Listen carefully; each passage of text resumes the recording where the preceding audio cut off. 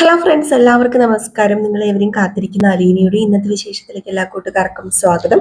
എല്ലാവർക്കും നല്ലൊരു ദിവസം ആശംസിച്ചുകൊണ്ട് തന്നെ നമുക്ക് ഇന്നത്തെ വിശേഷത്തിലേക്ക് കിടക്കാം. അതിനുമുമ്പായിട്ട് ആരെങ്കിലും നമ്മുടെ ഈ ചാനൽ ആദ്യമായിട്ട് കാണുന്നുണ്ടെങ്കിൽ ഇതുവരെ സബ്സ്ക്രൈബ് ഒന്നും ചെയ്തു വെച്ചിട്ടില്ലെങ്കിൽ തീർച്ചയായിട്ടും ഒന്ന് സബ്സ്ക്രൈബ് ചെയ്ത് വെച്ചോളൂ കേട്ടോ. അതിനോടൊപ്പം മാക്സിമം എല്ലാവരും നമ്മുടെ വീഡിയോ ഇഷ്ടപ്പെടുന്നുണ്ടെങ്കിൽ ഒരു ലൈക്കും അതുപോലെ തന്നെ ഒരു ഹൈപ്പും ഒക്കെ അടിച്ചിട്ട് വീഡിയോ കാണാൻ വേണ്ടി ശ്രമിക്കണേ. അപ്പൊ നേരെ വിശേഷത്തിലേക്ക് തന്നെ കടന്നാലോ. തുടങ്ങുമ്പോൾ തന്നെ കാണിക്കും നമ്മുടെ അലീന ശരണ്യനെ ഇങ്ങനെ സമാധാനിപ്പിക്കാൻ കേട്ടോ.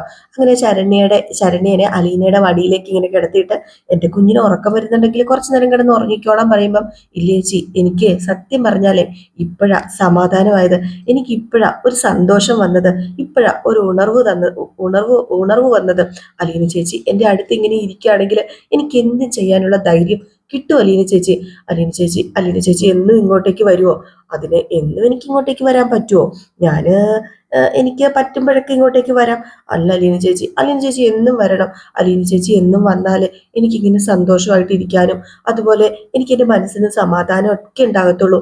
ദേ ഇന്നലെ വരെ ഉണ്ടല്ലോ ഞാൻ ഇവിടെ അനുഭവിച്ചത്, അതും എന്താണെന്നൊന്നും എനിക്കറിയില്ല, അതുപോലെ ഒരു പിരിമുറുക്കമുള്ളൊരു വേദനയായിരുന്നു. മനസ്സിനെ ആരോ പിടിച്ച് മുറുക്കി പിഴിയുന്നത് പോലെയാ എനിക്ക് തോന്നിയത്. എന്നാ പിന്നെ ഒരു കാര്യം ചെയ്യ്, ചേച്ചി എന്നും വരണ്ട, എന്നെയും കൂടെ ചേച്ചീനെ കൊണ്ടൊക്കെ. അത് പിന്നെ സ്നേഹനികേതൻ ഉണ്ടായിരുന്നെങ്കിൽ നിന്നെ ഞാൻ കൂട്ടിക്കൊണ്ട് പോയേനെ. അല്ല, ഒരു ദിവസത്തേക്ക് മതി, ഒരു ദിവസം മുഴുവൻ എനിക്ക് ചേച്ചിയുടെ കൂടെ ഇരിക്കണം. എനിക്ക് ചേച്ചിയോട് ഒരുപാട് വർത്താനം പറയണം. ഇവിടെ നിന്റെ അച്ഛനും അമ്മയും സമ്മതിക്കുവോ നീ എന്റെ കൂടെ വരാനായിട്ട്? അതാ പ്രശ്നം. പക്ഷെ ഞാൻ ചേച്ചിയുടെ കൂടെ ഒരു ദിവസം വരും ചേച്ചി എന്നൊക്കെ പറയുന്നുണ്ട്. ഈ സമയത്ത് നമ്മുടെ ശരണയുടെ അമ്മ അലീനയ്ക്കും അതുപോലെ തന്നെ നമ്മുടെ ശരണ്യയ്ക്കും കട്ടൻ ചായ ഒക്കെ കൊണ്ടുവന്നിട്ട് പറഞ്ഞു, അതെ കട്ടനെ ഉള്ളൂ കേട്ടോ, ചായ തീർന്നു. ആഹാ, പെണ്ണെന്താ മടിയിലാണോ കിടക്കുന്നത്? കൊച്ചുകുട്ടിയെന്ന വിചാരം. അത് പിന്നെ അവളുടെ ഇഷ്ടക്കൂടുതൽ കൊണ്ടല്ലേ അമ്മേ, അതൊന്നും സാരമില്ല എന്ന് പറഞ്ഞു. അപ്പോഴത്തേക്ക് ശരണ്യയുടെ അമ്മ അങ്ങ് പോയി കേട്ടോ. അങ്ങനെ ഇവര് കട്ടൻ ചായ ഒക്കെ കുടിച്ചോണ്ടിരിക്കുക. നമ്മുടെ അലീന ചായ കുടിക്കുന്നത് നമ്മുടെ ശരണ്യ ഇങ്ങനെ കണ്ണെടുക്കാതെ നോക്കിക്കൊണ്ടിരിക്കുകയാണ് കേട്ടോ. എന്തോ ഒരു അത്ഭുതം, അതിശയം പോലെയൊക്കെയാണ് നമ്മുടെ ശരണ്യക്ക് അലീനയെ കാണുമ്പോൾ തോന്നുന്നത്. അപ്പോഴത്തേക്കും നമ്മുടെ അലീന ചോദിച്ചു, നീ എന്താ ഇങ്ങനെ എന്നെ നോക്കുന്നത്? ഉം ഒന്നുമില്ല, വെറുതെ നോക്കിയതാ. അപ്പോഴത്തേക്ക് നമ്മുടെ ഓമനക്കുട്ടൻ എത്തിട്ടോ. ഓമനക്കുട്ടനാണെങ്കിൽ ഓടി ഒരു കവറുമായിട്ട് വരികയാണ്. അപ്പം വീട്ടില് ആൾക്കാർ വരുമ്പം വീട്ടിലെ ഇളയ മക്കളെ പറഞ്ഞു വിടുമല്ലോ സാധനങ്ങളൊക്കെ മേടിക്കാൻ വേണ്ടി, അതിന് പറഞ്ഞു വിട്ടാന്ന് തോന്നുന്നു. അങ്ങനെ കവറുമായിട്ട് വന്നിട്ട് നമ്മുടെ മനുവിന് എന്ത് ചെയ്യുന്നു, എന്തോ ഒരു സാധനം കൊണ്ട് കൊടുത്തിട്ട്, ചേട്ടാ ഇന്നാ ചേട്ടാന്ന് പറഞ്ഞപ്പോഴത്തേക്കും, അയ്യോ ഇതൊന്നും വേണ്ട മോനെ, കഴിക്കുന്നേ നല്ലതാന്ന് പറഞ്ഞപ്പോഴത്തേക്കും വേണ്ടെന്നേ എന്ന് പറഞ്ഞു. എന്നാൽ ഈ സമയത്ത് നമ്മുടെ അലീനയും ശരണ്യയും ഇറങ്ങി വന്നു കേട്ടോ. അങ്ങനെ നമ്മുടെ അലീന പറഞ്ഞു, അതെ മനുവേട്ടന് ബോറടിച്ചു ഇവിടെ ഇരുന്ന്. ബോറൊന്നും അടിച്ചില്ലെന്നേ, ഏതായാലും നമുക്ക് പോയേക്കാം. ഇവക്ക് സമാധാനമായി. അല്ല മോളെ, നീ പോകുവാണോ? അത് പിന്നെ മോളെ, ഇവളുടെ കാര്യത്തില് ഒരു തീരുമാനം പറഞ്ഞിട്ട് പോകുന്നേ. ഞങ്ങളുടെ കാര്യങ്ങളൊക്കെ വലിയ കഷ്ടത്തിലാ. ഞങ്ങൾ പറഞ്ഞാല് ഒന്നും കേൾക്കത്തില്ല. ഓരോ ദിവസം ഓരോ കൂട്ടർ വരും, പലർക്കും പല അഭിപ്രായങ്ങളാ. അല്ല അവർക്ക് എന്താ പറയുന്നത്? ഒരു കൂട്ടര് പറയും ഇനി പഠിക്കാൻ വിടണ്ട, ഗവൺമെന്റിൽ നിന്ന് എന്തെങ്കിലും ചെറിയ ജോലി കിട്ടില്ല അതുകൊണ്ട് ജീവിക്കാന്ന്. വേറൊരു കൂട്ടര് പറയുന്നു, ഇവിടെ നിന്നെല്ലാം വിറ്റു പെറുക്കിയിട്ട് വേറൊരു നാട്ടിൽ പോയി ജീവിക്കാന്. പിന്നെ മൂന്നാമതൊരു പാർട്ടി ഫണ്ട് പിരിക്കാനാന്ന് പറഞ്ഞ് നടക്കുന്നു. ഞങ്ങൾ എന്നതാ ചെയ്യേണ്ടത്? ഇവളാണെങ്കിൽ അലീന ചേച്ചിയോട് ചോദിക്കാതെ ഒന്നും സമ്മതിക്കുന്നുമില്ല. ഇതിനൊരു തീരുമാനം അതൊന്ന് പറ. അത് പിന്നെ +2 പരീക്ഷ എഴുതാൻ പോകുന്നതല്ലേ ഉള്ളൂ ഇവള്. ആ യോഗ്യത വെച്ച് ഇവക്ക് സർക്കാരിൽ നിന്ന് എന്ത് ജോലി കിട്ടും? പഠിക്കാൻ സാമർഥ്യമുള്ള കുട്ടിയല്ലേ ഇവള്, പഠിക്കാൻ കഴിവുണ്ടല്ലോ ഇവക്ക്, അതുകൊണ്ട് പഠിക്കട്ടെ. അപ്പം ഞാൻ എന്റെ മോളെ പഠിക്കാൻ വിടണോ? പഠിക്കാനായിരുന്നു ഉത്സവമെങ്കിൽ ഇങ്ങനെയൊക്കെ വരുമായിരുന്നോ? പഠിക്കാനല്ലായിരുന്നല്ലോ ഉത്സവം. ഇനി ഇവള് പഠിക്കാൻ പോയാൽ നാട്ടുകാരും കൂട്ടുകാരും ഓരോന്ന് പറയില്ലേ? ഇതൊക്കെ എന്നോട് പറയാൻ എന്താ കാരണം? അത് പിന്നെ നീ പറഞ്ഞാലേ അവള് കേൾക്കത്തുള്ളൂ. അതുകൊണ്ടാ നിന്നോട് പറയുന്നത്. നീ പറ, അവൾ എന്നാ ചെയ്യണമെന്ന്. ഈ ഫണ്ട് പിരിവിനൊന്നും പോകണ്ടെന്നാ എന്റെ അഭിപ്രായം. ആ പൈസയൊന്നും നമ്മുടെ കയ്യിലേക്ക് വരില്ല, പല വഴിയിലേക്ക് ചോർന്നു പോകും. എന്തെങ്കിലും ഒരു നക്കാപ്പിച്ച പൈസ നമുക്ക് കിട്ടും. അത് അവര് വലിയ സംഭവമാക്കി വിളംബരം ചെയ്യുകയും ചെയ്യും. പീഡിപ്പിക്കപ്പെട്ട പെൺകുട്ടിക്ക് കൊടുത്ത ഒരു ഔദാര്യം, അത് മാത്രം. നിനക്ക് വേണോ മോളെ അങ്ങനത്തെ നാണം കെട്ട പണം? വേണ്ട ചേച്ചി, എനിക്ക് അത് ഒട്ടും ഇഷ്ടമല്ല. പിന്നെ സർക്കാരിൽ നിന്ന് കിട്ടുമെന്ന് തീർച്ചയില്ലാത്ത ജോലി, ആ ജോലി കിട്ടിയാൽ തന്നെ അതിന്റെ പിന്നിൽ ഒരു ലേബൽ ഉണ്ടാകും, പീഡിപ്പിക്കപ്പെട്ട പെൺകുട്ടിക്ക് സർക്കാർ സൗജന്യമായിട്ട് നൽകിയ ജോലി എന്നും. ഈ പീഡിപ്പിക്കപ്പെട്ട പെൺകുട്ടി അതുണ്ടല്ലോ ഹൈലൈറ്റ് ചെയ്ത് നിൽക്കും.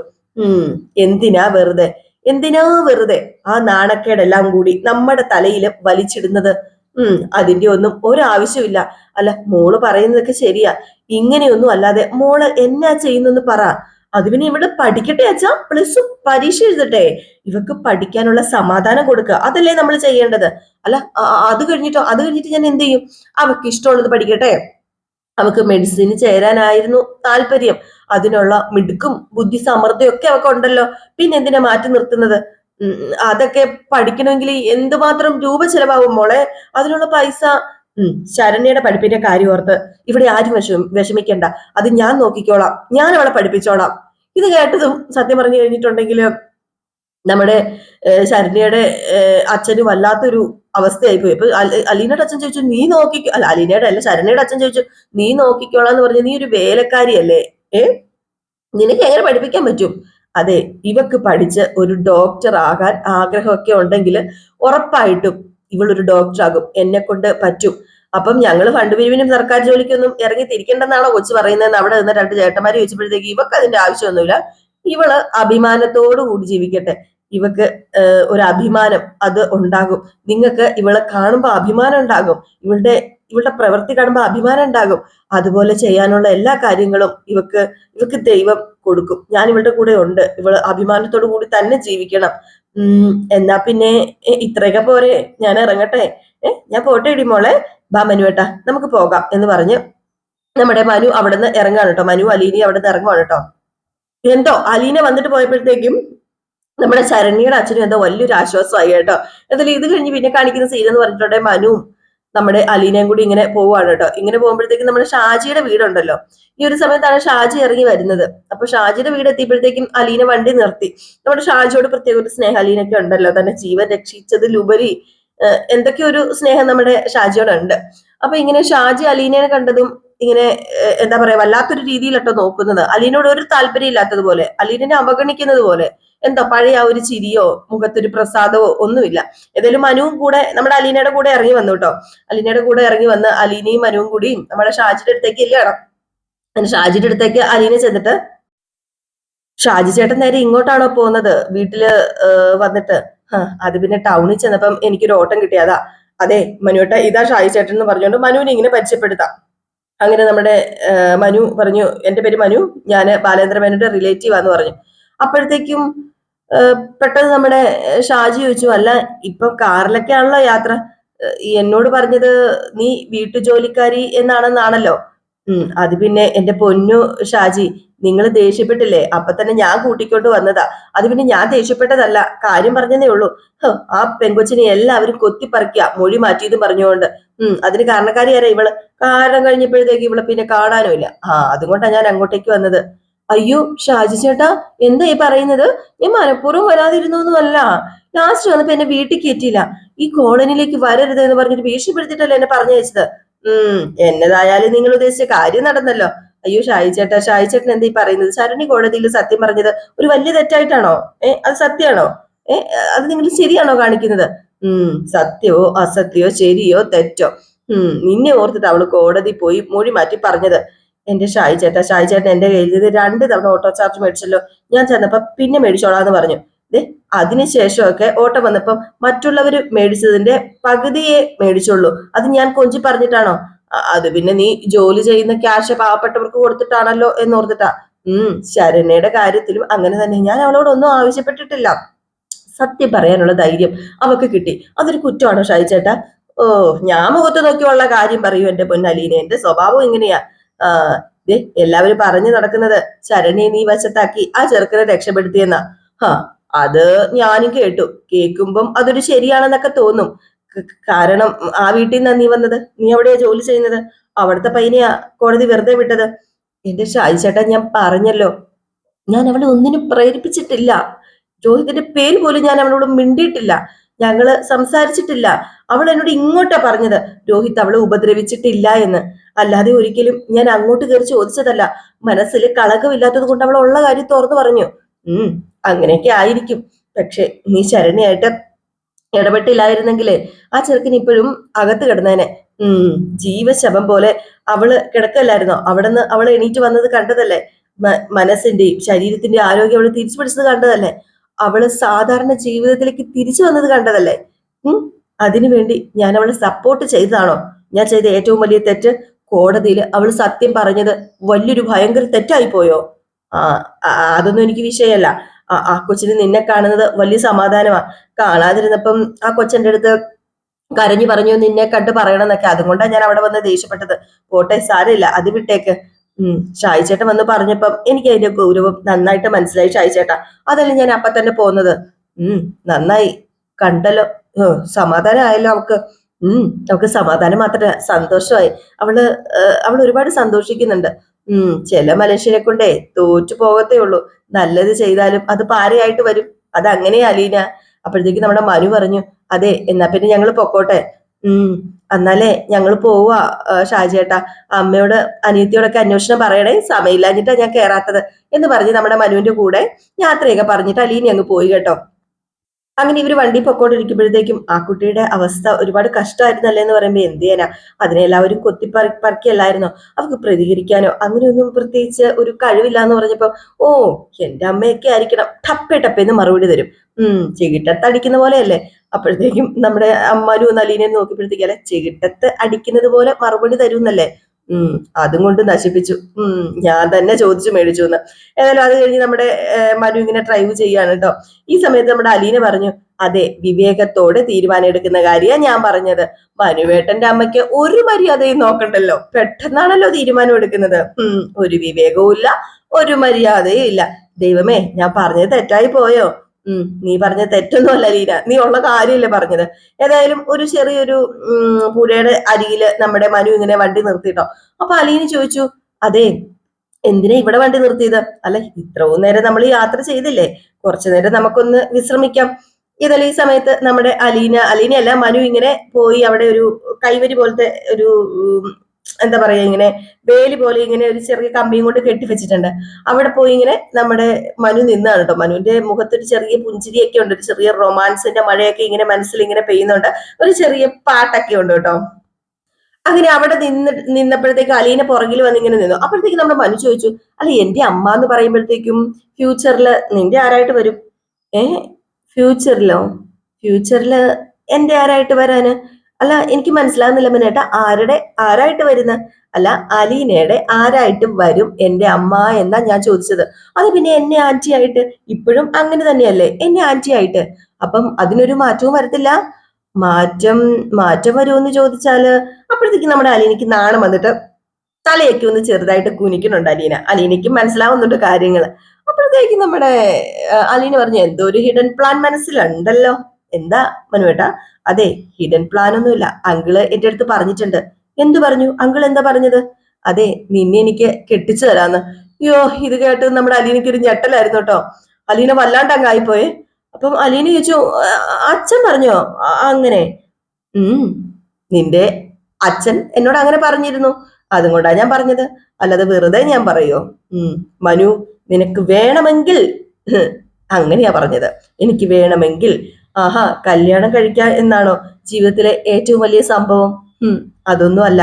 അതല്ല, പ്രകൃതിയുടെ നിയമമല്ലേ അത്, നമ്മളായിട്ട് തെറ്റിക്കേണ്ട കാര്യമുണ്ടോ? പ്രകൃതി നിയമങ്ങളൊക്കെ അനുസരിച്ച് ജീവിക്കണ്ടേ?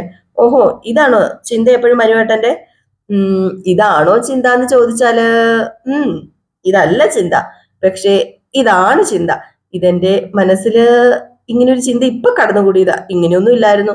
നിന്നെ കണ്ടതിന് ശേഷമാണ് ഇങ്ങനെ ഒരു ചിന്ത എന്റെ മനസ്സിൽ വന്നത്. അപ്പൊ മനുവേട്ടൻ എന്നെ കണ്ടില്ലായിരുന്നെങ്കിൽ എന്ത് ചെയ്തേനെ? അത് പിന്നെ ഒരു മാരേജിനെ കുറിച്ച് ഞാൻ ചിന്തിച്ചിട്ട് പോലുമില്ല.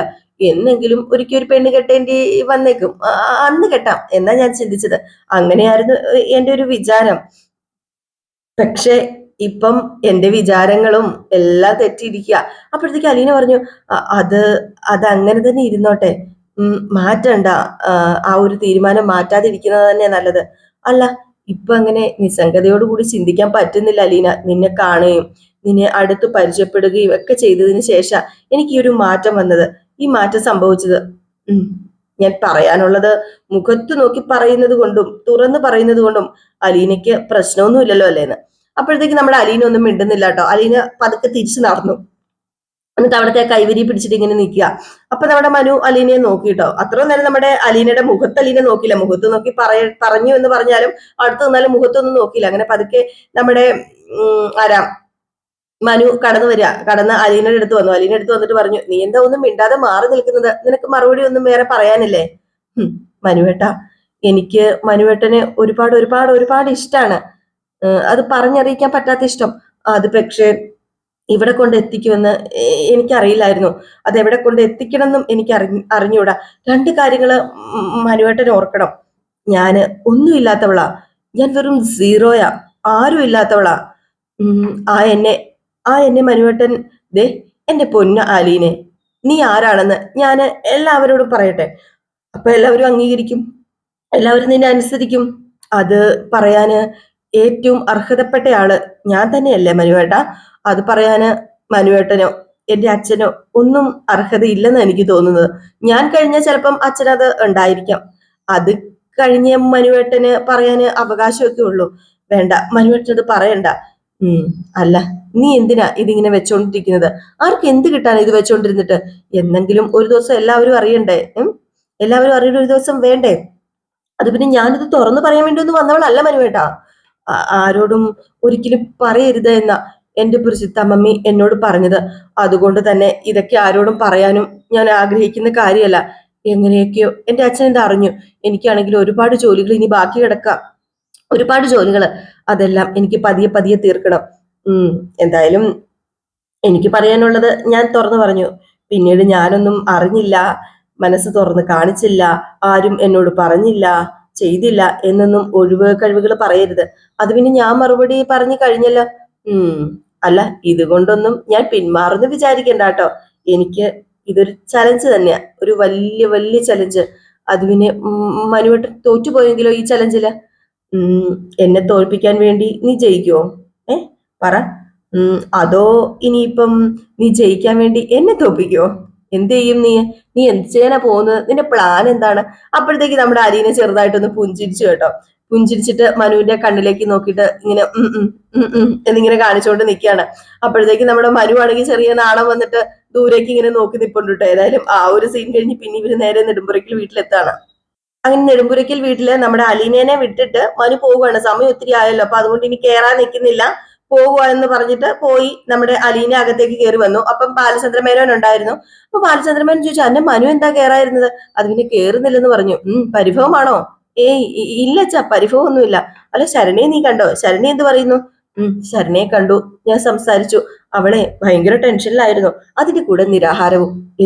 എന്തിനായിരുന്നു ടെൻഷൻ? അത് പിന്നെ ഞാന് ചെല്ലാഞ്ഞിട്ട്. അല്ല, ആ വീട്ടുകാർ സമ്മതിക്കാഞ്ഞിട്ടല്ലേ നീ പോകാത്തത്? പിന്നെന്താ? ആ, അവർക്കെതിരെയാണ് അവള് നിരാഹാര സമരം നടത്തിയത്. ഒടുവില് വീട്ടുകാരാ ഷാജിച്ചേട്ടനെ പറഞ്ഞയച്ചത് എന്നെ വിളിക്കാനായിട്ട്. ഇപ്പൊ ശരണ്യ എന്നാ പറയുന്നു? പരാതിയാണോ, പരിഭവമാണോ, അതോ എന്തെങ്കിലും ഡിമാൻഡ്സ് വല്ലതും ഉണ്ടോ? ഡിമാൻഡ്സോ? ഒരു ഡിമാൻഡ്സും ഇല്ല അച്ഛാ. അവളും വീട്ടുകാരും ആകെ പതറി തരിപ്പണമായിട്ട് നിൽക്കുക. ഒരു വശത്ത് പാർട്ടിയുടെയും സമുദായത്തിന്റെയും വനിതാ സംഘടനയുടെയും ഒക്കെ നിർബന്ധം. ശരണ്യാണെങ്കിൽ ഒറ്റപ്പെട്ട ഒരവസ്ഥ, വല്ലാത്തൊരവസ്ഥയാ പെങ്കൊച്ചിന്റെ. അല്ല, അതിന് നമുക്ക് എന്നാ ചെയ്യാൻ പറ്റും? അത് പിന്നെ ഞാൻ പറഞ്ഞു അവളെ പഠിപ്പിച്ചോളാമെന്ന്. എന്ന് വെച്ചാല്, അല്ല, അവൾ എന്താണോ പഠിക്കാൻ ആഗ്രഹിക്കുന്നത് അതെന്തായാലും പഠിപ്പിക്കണം. നീ പഠിപ്പിച്ചോളാമെന്നോ? നീ വാക്ക് കൊടുത്തു അവർക്ക്? അത് പിന്നെ ഞാന് അവളോട് അങ്ങോട്ട് പറഞ്ഞതാ, ഇനി അവളാ തീരുമാനിക്കേണ്ടത്. +2 അവള് പഠിച്ചുകൊണ്ടിരിക്കുന്നത്. അതെ, +2 പഠിച്ചുകൊണ്ടിരിക്കുന്നത്. അവളുടെ എക്സാം ഉടനെ ഉണ്ട്. അത് കഴിഞ്ഞ് എന്താന്ന് വെച്ചാൽ അവള് തീരുമാനിക്കട്ടെ, എന്ത് പഠിക്കണം പഠിക്കണ്ടെന്നൊക്കെ. ഓ, അവൾക്ക് ഡോക്ടറോ എഞ്ചിനീയർ ഒക്കെ ആണെന്നാണോ പറഞ്ഞത്? അങ്ങനെ ഡോക്ടർ ആകണമെന്ന് പറഞ്ഞാല് പഠിപ്പിക്കണം, കളക്ടർ ആകണമെന്ന് പറഞ്ഞാൽ അതിന് പഠിപ്പിക്കണം. നീ എന്ത് ധൈര്യത്തിൽ അങ്ങനെ ഒരു ഉറപ്പ് കൊടുത്തത് മോളെ? അത് പിന്നെ ഞാൻ ജോലി ചെയ്യുന്നുണ്ടല്ലോ, തൽക്കാലം എന്റെ ശമ്പളം മതിയല്ലോ അവളെ പഠിപ്പിക്കാനായിട്ട്. ബാക്കി എങ്ങനെയെങ്കിലുമൊക്കെ ഉണ്ടാവുന്നേ. എന്നാലും അച്ഛൻ സഹായിക്കണമെന്ന് പറയാന് ഗർവ് സമ്മതിക്കുന്നില്ലല്ലേ? അയ്യോ, ഗർവൊന്നും അല്ല അച്ഛാ, അച്ഛന്റെ സഹായം ഉണ്ടാവുമെന്ന് എനിക്ക് അറിയാലോ. എന്നാലും എത്ര നാള്? അവളുടെ പഠനം ചിലപ്പോ 3, 4, 5 അതിലധിക വർഷമൊക്കെ നീണ്ടുപോയേക്കാം. ഞാൻ അത്രയും നാള് അച്ഛന്റെ കൂടെ ഉണ്ടാവുമോ? എന്തെല്ലാം സംഭവിക്കാം, എല്ലാം മാറ്റങ്ങൾ വരാം. ഞാൻ ചിലപ്പോ വേറെ ഏതെങ്കിലും ഒരു സ്ഥലത്തായിരിക്കും ജോലി ചെയ്യുന്നത്. എനിക്ക് എന്നെ മാത്രമല്ലേ ഉറപ്പായിട്ട് ആശ്രയിക്കാൻ പറ്റത്തുള്ളൂ. അല്ല, അതൊക്കെ അങ്ങനെ സംഭവിച്ചു എന്നൊക്കെ വരാം. അപ്പൊ നീ ഇങ്ങനെയല്ല പറയേണ്ടത് അലീന. അച്ഛാ, നമുക്കൊരു 10 15 ലക്ഷം രൂപ ശരണ്യയുടെ പഠനത്തിന് വേണ്ടി നീക്കി വെക്കാം. പിന്നീട് ഒരു തടസ്സവും കൂടാതെ അവക്ക് പഠിപ്പ് തുടരാൻ പറ്റുമല്ലോ എന്നല്ലേ പറയേണ്ടത്. നീ എന്നിട്ട് അങ്ങനെയാണോ പറഞ്ഞത്? അങ്ങനെയാണോ വേണ്ടത്? അല്ല അച്ഛ പറഞ്ഞ് ശരിയാ, പക്ഷെ എനിക്ക് അച്ഛനോട് അത്ര പറയാനുള്ള ധൈര്യം ഇല്ലാഞ്ഞിട്ടല്ലേ. സോറി അച്ഛാ. ഏ ശരി ശരി ശരി, നമുക്ക് വേണ്ടതുപോലെ എല്ലാം ചെയ്യാം. ആ കുട്ടി പഠിച്ച് ഉന്നത സ്ഥാനത്ത് എത്തിയാലേ നമുക്കല്ലേ ഏറ്റവും വലിയ സന്തോഷം. ആ കുട്ടി എന്നെ പോലെ രക്ഷിച്ചവളല്ലേ, ആ ഒരു കടപ്പാട് എനിക്ക് ഇല്ലാതിരിക്കുമെന്ന്. ഏതായാലും ഇത് കേട്ട് കഴിഞ്ഞപ്പോഴത്തേക്ക് നമ്മുടെ അലിക്ക് ഭയങ്കര സന്തോഷമായിട്ട് ഈ ഒരു സീൻ കാണിച്ചിട്ടാണ് ഇന്നത്തെ വിശേഷം അവസാനിക്കുന്നത്. അപ്പൊ എല്ലാവരും കാത്തിരിക്കുക അടുത്ത വിശേഷത്തിനായിട്ട്. അടുത്ത വിശേഷവുമായിട്ട് വരാൻ ലൈക്ക് അടിക്കാനും ഹൈപ്പ് ചെയ്യാനും മറക്കരുത്.